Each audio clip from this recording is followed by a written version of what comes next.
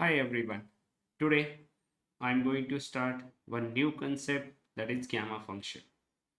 In this unit, we are going to see some definition of gamma functions, properties on gamma functions, examples on gamma function. So let's start from the definition of gamma function. So this gamma function is a generalization of factorial function. If we consider the function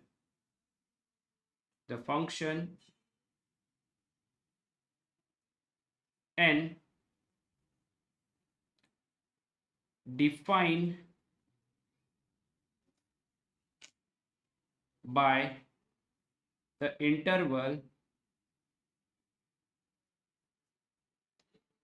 integration 0 to infinity e raised to minus x raised to n minus 1 dx n is greater than 0 is called gamma function.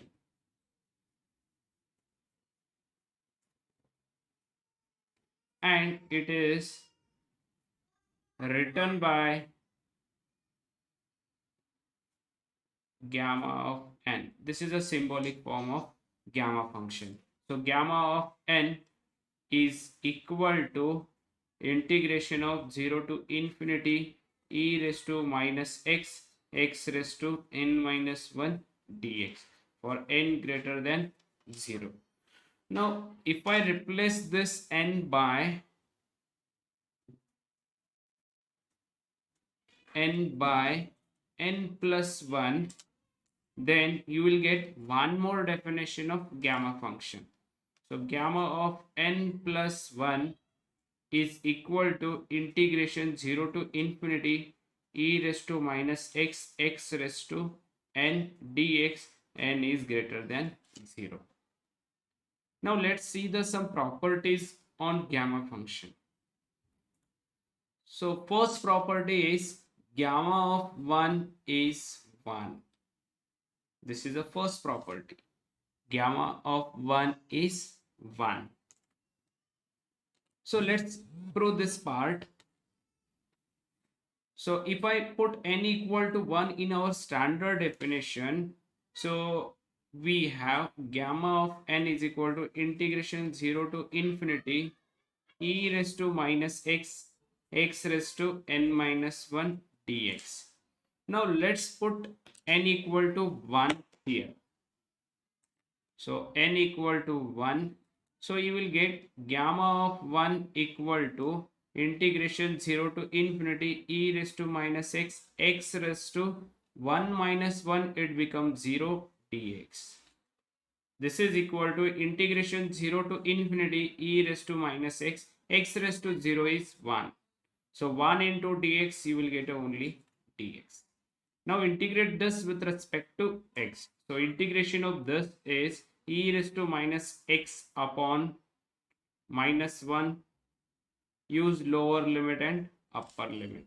So this negative sign we can take it outside.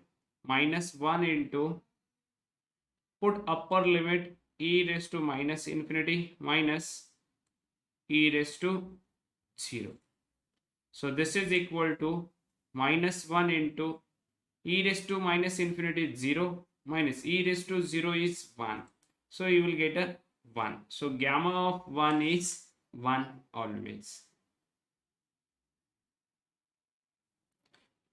Second property is gamma of n plus 1 is equal to n into gamma of n. This is the second property. Now when n is positive integer, then gamma of n plus 1 is equal to n factorial. So this is applicable only when if n is positive integer. Otherwise we can directly write gamma of n plus 1 is equal to n into gamma of n if n is fraction or negative. So this is the second properties of gamma function. Now let's take the some examples based on these two properties. So example number 1. Now evaluate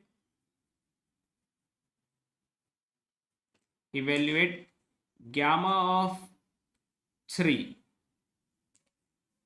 This is first question. Second one is gamma of 5, gamma of 4. Let's find out the value of this. So let's find out gamma of 3. So we have the result. See, you can this 3 is a positive integer. So gamma of n plus 3 we can write as a n factorial. So this gamma of 3 we can write gamma of 2 plus 1, because we write the given gamma of 3 in terms of gamma of n plus 1 form. So this is equal to gamma of 2 plus 1 equal to 2 factorial. The 2 factorial is 2 into 1, that is 2. Now come to the next gamma of 5. So this gamma of 5 we can write 4 plus 1. This 5 we can write 4 plus 1, which is equal to 4 factorial. Equal to 4 factorial is 4 into 3 into 2 into 1, that is 24. Now gamma of 4 equal to gamma of 3 plus 1. We can write 3 factorial. This 4 is a positive integer. So this will be 3 into 2 into 1. So this is 6. So gamma of 4 is 6. Now remember one more property is gamma of 1 by 2 is always square root of pi. Gamma of 1/2 is equal to square root of pi. Now if we want to find out the gamma of any fraction number, then you should know the gamma of 1 by 2 is root pi. Let's find out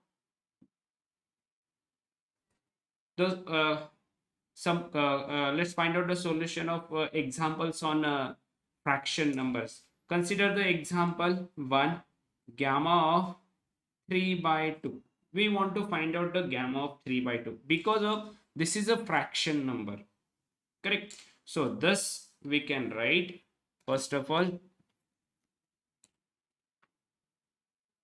gamma of 3 by 2 is equal to gamma of 1 by 2 plus 1, because we have the standard result gamma of n plus 1 equal to n factorial. If n is positive integer, gamma of n plus 1 we can write n into gamma of n if n is fraction or negative.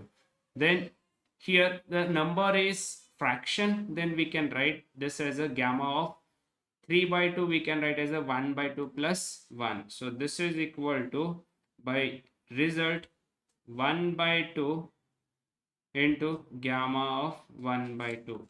But gamma of 1 by 2 is root pi. So gamma of 3 by 2 is equal to 1 by 2 into root pi. So this is the answer of gamma of 3 by 2. Now similarly we can find gamma of pi by 2. So this gamma of pi by 2 we can write gamma of 3 by 2 plus 1. So this is equal to, so we have result gamma of n plus 1 is equal to n into gamma of n, correct? So n is 3 by 2 here. So this we can write 3 by 2 into gamma of 3 by 2. Again we have to reduce this. So this gamma of 3 by 2 we can write 3 by 2 into gamma of 1 by 2 plus 1.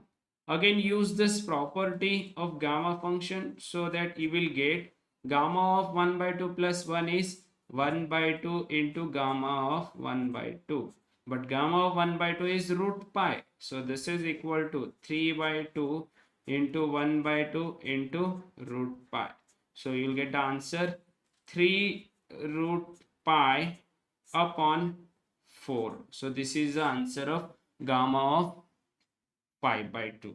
In this way you can find the if we have n is fraction number. Now come to the next example.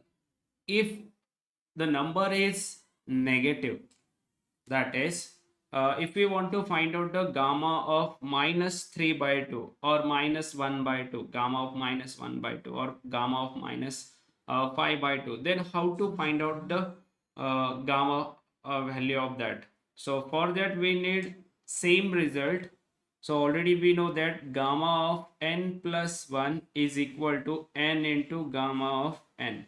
This we can write gamma of n is equal to gamma of n plus 1 upon n. This is a one formula we can derive from here.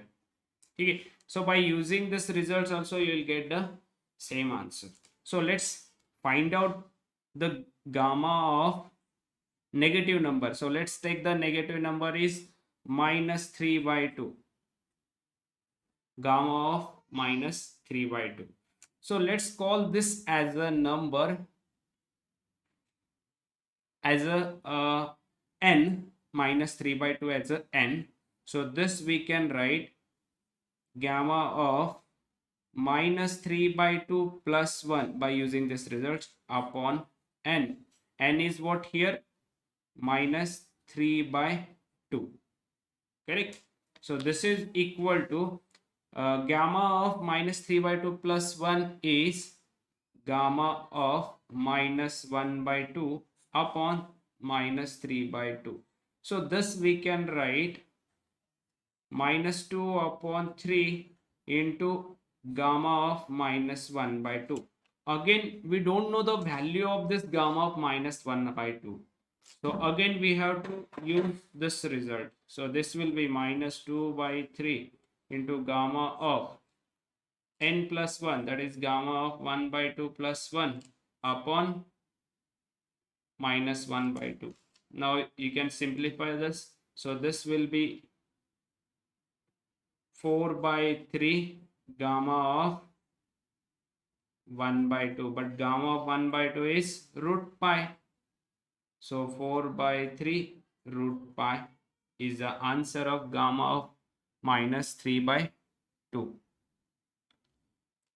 Now come to the next example. Gamma of minus 1/2. So already we have evaluated this. So gamma of minus 1/2, we can write this as a gamma of 1/2 minus 1/2 plus 1 upon minus 1 by 2. So this is equal to minus 2 into gamma of 1/2. But gamma of 1 by 2 is root pi and this minus 2 as it is. So minus 2 into root pi is the value of gamma of minus 1 by 2. In this way you can find